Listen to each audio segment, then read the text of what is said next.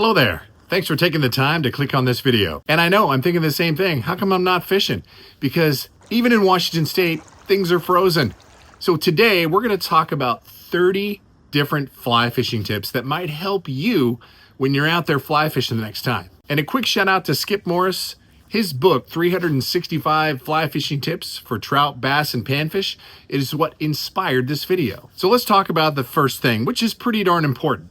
It doesn't matter what fly you're using if it's not down where the fish are. It could look beautiful, but if you're not getting down in the zone of where the fish are, it just doesn't matter.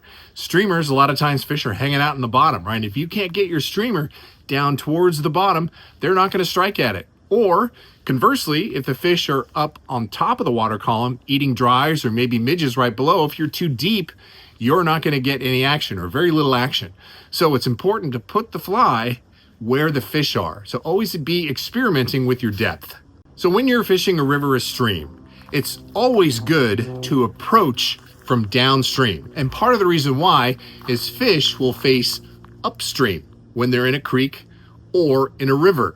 If you're upstream fishing downstream, a lot of times they're going to see you and they're going to take off. But sometimes you're forced to fish that direction, but always try to approach it from the downstream side because then the fish are facing away from you. Rule of thumb, in clear water, use longer, lighter leaders. The fish can get spooky, and if they see your fly line, they could take off. In dirtier water, you can use shorter leaders, helps with the control, and that whole seeing the leader thing doesn't matter as much. Before you fish a run, stop and look at it. See what the fish are doing. Are they just chilling on the bottom if you can see them? Do you see any activity on top? Just take a minute to watch what's happening before you tie on either a nymph setup or a streamer or a dry fly. Also, if you're finding this video helpful, please be sure to subscribe to my channel. It's free to you, and I upload a ton of stuff to help you get better in the sport of fly fishing. And thank you so much in advance. I appreciate it. Next, most bad drifts, whether it's a dry fly or an indicator setup, start right when your rig hits the water, right? If you're not constantly mending your line and keeping your flies drag free, unless you're skating, of course, because then you're just dragging the flies on purpose. But in most cases, if you're not constantly mending and keeping a drag-free drift, you've already set yourself up for likely not catching a fish. So always be mending your fly line to keep your flies or your indicator drag-free. Seams and bubble lines are fish conveyor belts. Often fish will hang out right by that seam on the inside of the seam, right? Because they want easy current to swim in. And that seam, that current is bringing a whole bunch of food right down where they're sitting. So whenever you see a bubble line or whether you see a seam, throw your flies just up from there and let it drift down through the bubble line or along that, right on that edge of that seam. You'll be amazed at how many more fish you catch by fishing seams and bubble lines. So you fish that same fly now for about 15 and 20 minutes and didn't get a bite. Take a minute to change your depth. If you're using an aquatic style fly, whether it's a streamer or nymphs, change the depth first. See if that makes a difference. If you're still not catching fish, then it's time to change up your fly. We're in the winter time right here. Right now, a lot of my lakes are frozen. But when you are fishing wintertime, slow things down, right? Fish are not as active in the wintertime in the colder months. So slow down your strip, slow down your presentation, slow things down, and you're gonna find a lot more success during the colder months.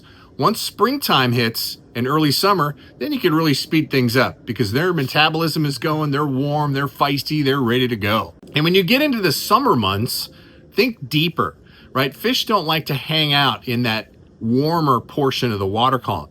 They're going to be deeper down, right? Even 10 feet down in a lake can have a temperature difference of 10 degrees, even more so when you get deeper.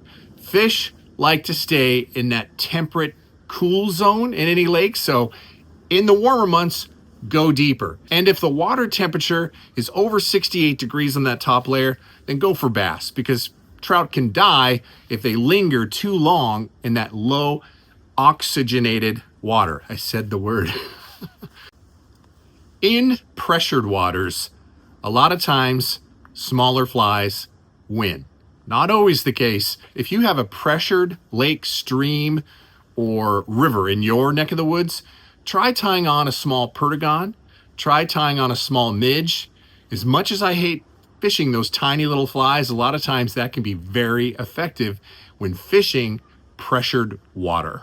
Reduce the amount of times that you false cast.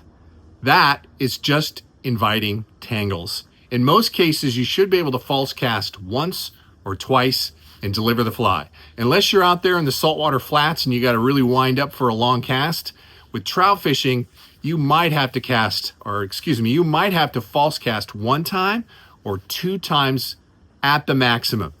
If you false cast too much, there's a possibility of scaring the fish away, and there's a higher possibility of you tangling up all of your stuff. The next tip, most guides would agree with me. Keep your rod tip down. If you're just getting into fly fishing, when you had that spinning rod, it didn't really matter where your rod tip was. In fly fishing, that is more critical. Keep the rod tip down. You want to remove that slack from the tip of your rod to the surface of the water. Just gives you a cleaner connection to the fish, and you're going to hit more fish, land more fish, hook more fish if your rod tip is down. Now I'm going to contradict what I just said. If you have a fish that's really close up and you have a ton of different currents happening, sometimes what's called high sticking, you put your rod way up in the air and kind of control the drift right in front of you. And that's really, if the fish are within 10 feet from you, you can do what's called high sticking. So now, in this case, if you have a lot of multiple currents or very close, having your rod tip right at the water surface might not be the best idea. You can high stick those fish that are really close in, or if you're dealing with a fast current in front of you, a seam just beyond that, and you can high stick your rod right over that seam and keep your fly right into the eating zone. So when you're trying to match the hatch, it's not always important to get it exactly right. Size matters more than color.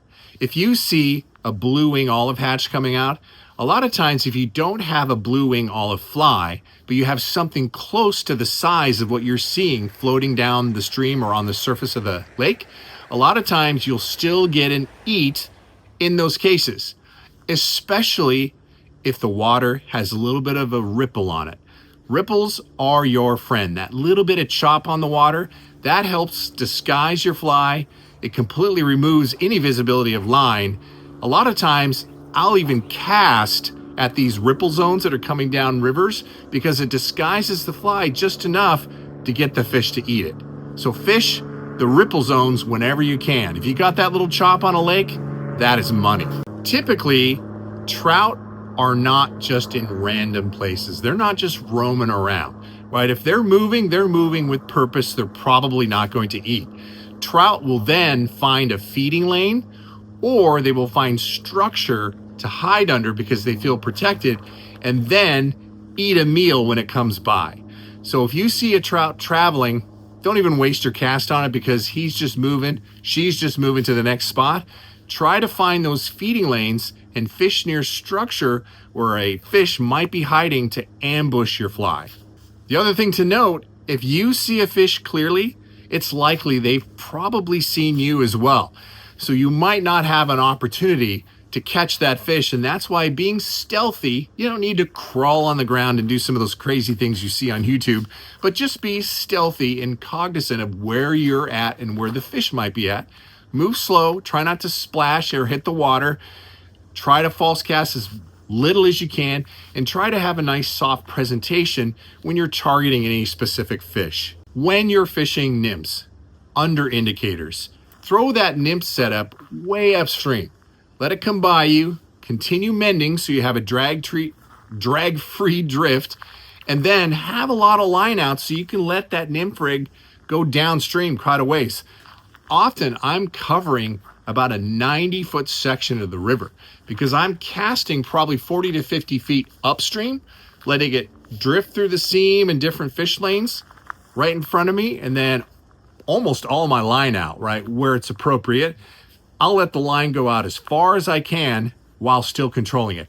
A lot of times your hook sets are tougher when it's further downstream from you, but I like doing the long drift and covering a lot more water. It just gives you a better chance at catching fish.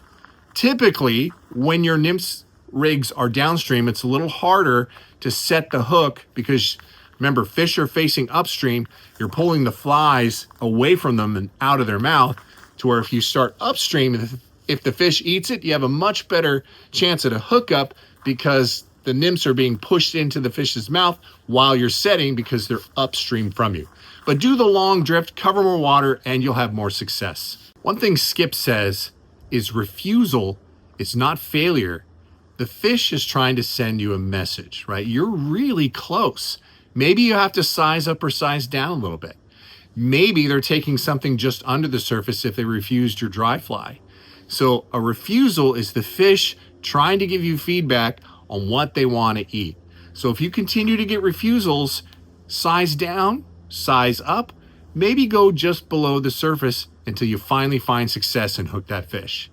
When fishing river, if things aren't working and you're not catching fish, it's time to move. I have fished with a lot of new anglers that will just stay in the same place for an hour or more. It's time to move. If you don't get anything within the first 15 minutes, there's likely not a fish in that fish lane that's interested in eating. So it's time to either move up or downstream 30 to 40 feet and then do it again. So you want to be constantly on the move. Often when I fish rivers, I'm covering 3 to 5 miles in any given afternoon of fishing. If you're getting a lot of tangles, right? You're new to the sport, you're getting a lot of tangles. This has happened to me as well before. It can be frustrating. Just slow things down a bit, right? With your casting, right? Slow things down a bit, and I think you're gonna find you're gonna have a lot less frustration if you just slow the process down a bit. And if you make a bad cast, I do it today. Still, I've been fly fishing for 40 years. Get yourself reset, get the slack out of the line, and try it again. Just slow things down a bit, and I think you'll find a lot more success. And finally, I'll leave you with this. Fly fishing is not hard. Fishing is not complicated.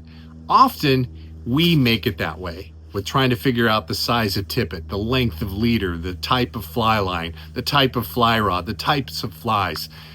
If you just kind of uncomplicate things, right? Tie on your confidence fly, slow things down, listen to what the fish is trying to tell you, I think you'll find a lot more success. And if you need some help with selecting the right flies, check out this video right here. These are some of my top trout patterns that work every time that I go out fly fishing. All right, everybody, thanks so much for tuning in. And until the next time, fish on.